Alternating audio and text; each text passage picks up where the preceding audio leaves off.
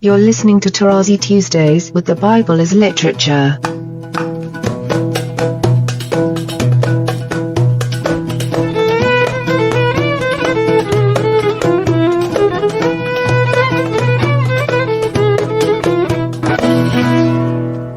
Hi, this is Father Mark Boulos, and you are listening to Tarazi Tuesdays with the Bible as Literature podcast. In today's program, Father Paul continues his discussion of the plural Elohim as it relates to the moon and the sun in Genesis chapter 1, noting that modern addressees are too far removed from the historical setting to easily grasp the author's intent. I am happy to introduce Father Paul on the Bible as Literature podcast, Tarazi Tuesdays. Let me go on an aside because you hearers heard my previous podcasts on chapter 5. Why suddenly the author throws book before Toledot in chapter 5? Okay, the Sefer word, Sefer, book, is very important. In the previous Toledot, he doesn't use that. In the following Toledot, he doesn't use that. So what is it doing here? People don't make comments on that. But I explained it, that it is forcing you to realize that we're moving away from the first section, which is the Toledot of the heavens and the earth, to the Toledot of Adam. And you know my conclusion, that you might not deal with Adam in chapter 5 as though you are dealing with Ha-Adam in chapters 1 through 4. What's the difference? Precisely, it parallels Elohim and Ha-Elohim.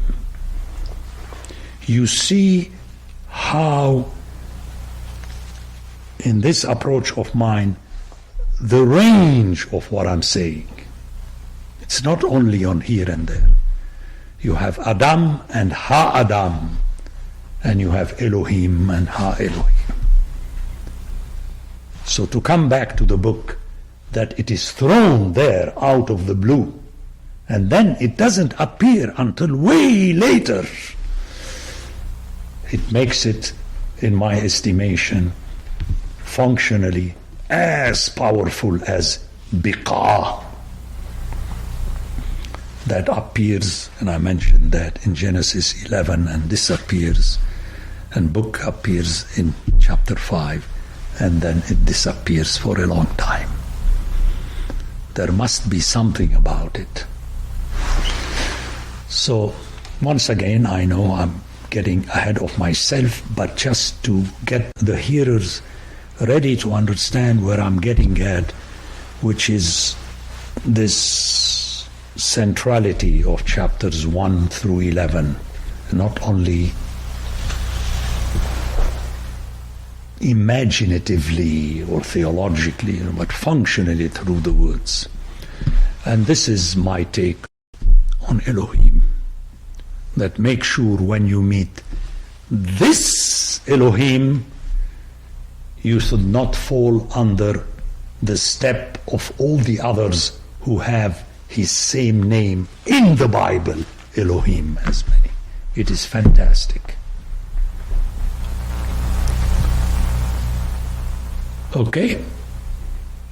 And don't play games with him. So you're my plumber too? He never said that. Actually, there was no plumbing in the Bible. At least mentioned in the Bible. And still, I'm sure by now my hearers realize that my discussion is not philosophical. So discuss his existence and meanings and how it is be conceived and so on, as we do in catechisms, which were launched by Gregory of Nyssa. You're losing your time. It's functionality. Had it been not so, then it would not explain the fact that Elohim, as I just said, still means gods, according to the context. By the way, this in turn shows that the scripture deity unlodges and eliminates functionally the other deities. the singular bara. I mean, you don't hear about the other deities. Let me make an aside here because it is there. I spoke about it and my hearers would be able to understand better. Notice how there is a play between light and darkness in the first verses that are coming directly from God, but then in the fourth day they are controlled functionally by the two luminaries. All scholars, but let's say virtually all scholars, point to the fact, because it cannot be not acknowledged, and to understand it you have to know the sociopolity of those times, that the moon and the sun were the most powerful gods functionally. Actually, in the desert the moon is more important than the sun, and this is something very difficult to explain to people in the West, why the god moon is more important than the god sun in the pantheon of Mesopotamia. Okay? So the moon and the sun are not even named, which is very strange. I know it's a big aside, but it's very important for my case. How do I know that? Because in the rest of the Bible you have sun and moon. Okay? Actually, funnily, they are mentioned later in chapter 9. But at this specific moment, their main function is related to light and darkness that control the day and the seasons and so on, which were taken care of in the first and second day. In other words, when you hear, you say to yourself, but this is a repeat. Now, people tell me knowledge of science, that's not the point. They want, I mean the writers, they wanted to belittle these two deities, that they are two of the Elohim, that the biblical Elohim is injected in the text to unlodge and eliminate them once more functionally. Let's say you are an intelligent person and you're hearing the biblical text. You're not reading a book of science. When you get to the function of the two luminaries, your first reaction is, and who needs them? Honestly speaking. Okay? I'm not discussing theology. Your first reaction, if you want me, I'll read them for you, but they are so well known, so I don't want to lose my time now. That who needs them? It is different than in the case of the earth. God commanded it to produce vegetation in day 3. Forgive me, but I'm expanding on this aside from the perspective of discussing Elohim. I'm not discussing those passages. In the third day, God orders the earth to produce, but then the text says, and the earth produced the vegetation. That's very important to remember. It's not God that produced the vegetation. It's the earth. With the animals, it's different. I'm talking about day 3 and the earth.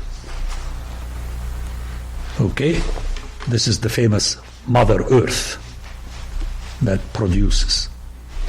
But in day 4, God does not say to the luminaries, you produce light and darkness. He does not say that.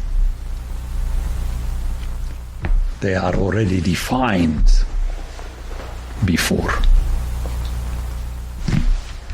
Once more, if you're hearing it as though it was written today, there is no way you can understand it as though it is written then, for a very simple reason that for you today, let's say the author did it today, the sun and the moon do not function as deities in the general literature. But there they did.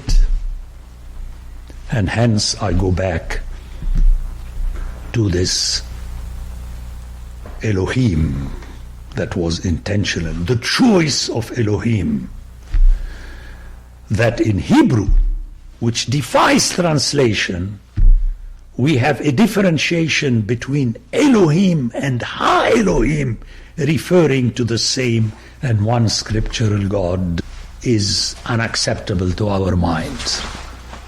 You can't render it.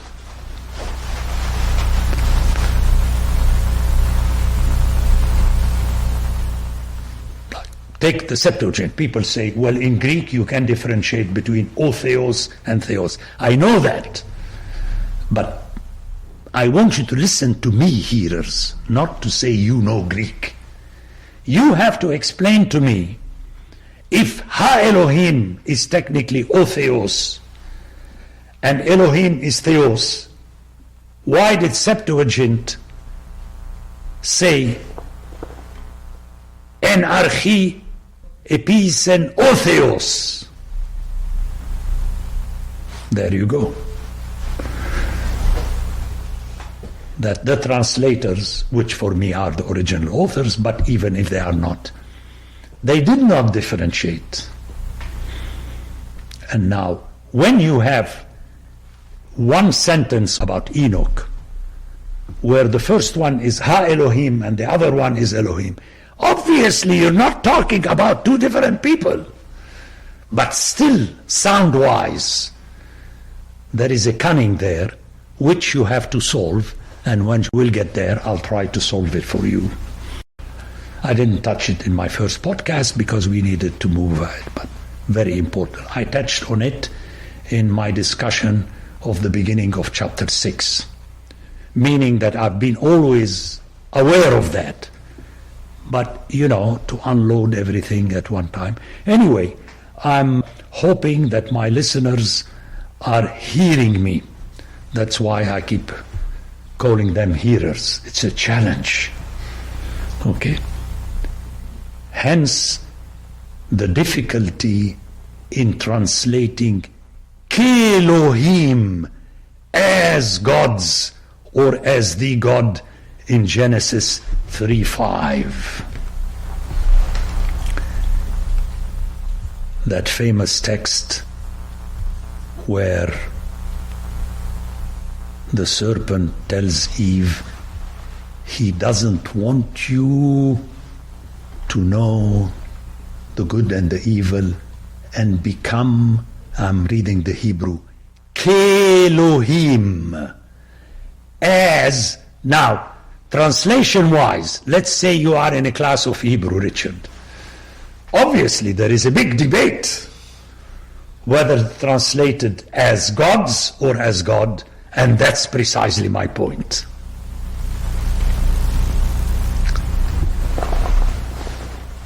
But we'll come back to this conversation between the serpent and Eve. And you women, listeners, as I keep reminding you, do not allow those males to fool you, because the command was given to Adam before you came about. See, if you listen to me, I'm not speaking to women at large. I'm speaking to the hearers of mine that are women. This is how you hear the text. So if I'm able to save you from the male oppression, it's not because I love you. It's because I know the original text. Hooray for Father Paul. That's what we're talking about. Very important. So if you combine the text of Genesis 5:22 and 24, more specifically 24, let's hear it. وَيِتْحَلَّكْ Hanok it Ha-Elohim, and Enoch walked with Ha-Elohim, and then he was not, because took him Elohim. So we have a parallelism already in chapter 4 through the original Ke-Elohim. Is it as gods or as God? And you can discuss until doomsdays theologically. You're just talking nonsense, because the message is functional. The Bible as Literature is a production of the Ephesus School Network.